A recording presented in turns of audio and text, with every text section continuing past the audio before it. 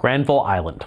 It's in the heart of the city, a visible gem if there ever was one, and it could be at a turning point. Granville Island is in trouble. That is Yute Lee, a popular columnist and filmmaker who partnered with Granville Island on a video for its future. It has nearly 200,000 views in 3 days, a sign of just how interested people are in the island.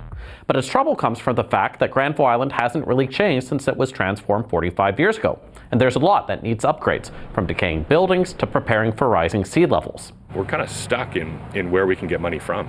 And it's time now, I think, to look at a long-term renewal plan for the island. That is Tom Lancaster, general manager for Granville Island, who estimates the overall cost to be up to $300 million.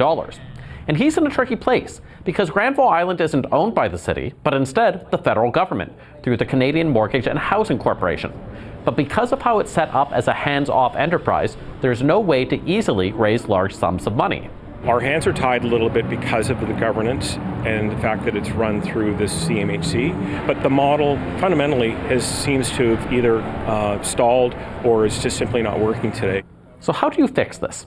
Granville Island has kickstarted a new round of consultations, but a key person who was there during its transformation has some ideas. Well, let's put housing in. That is Mike Harcourt, former mayor of Vancouver.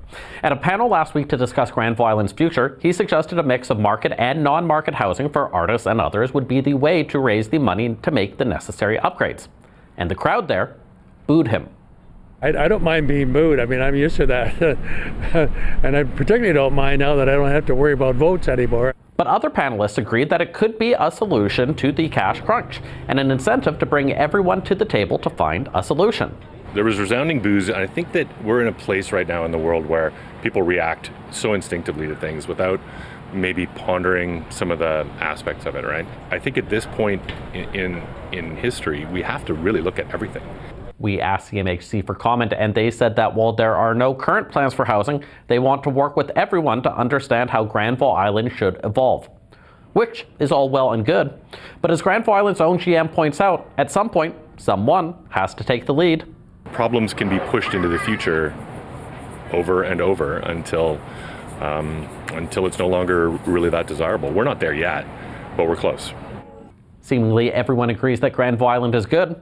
It's how it moves forward that is the tricky part. Justin McElroy, CBC News, Vancouver.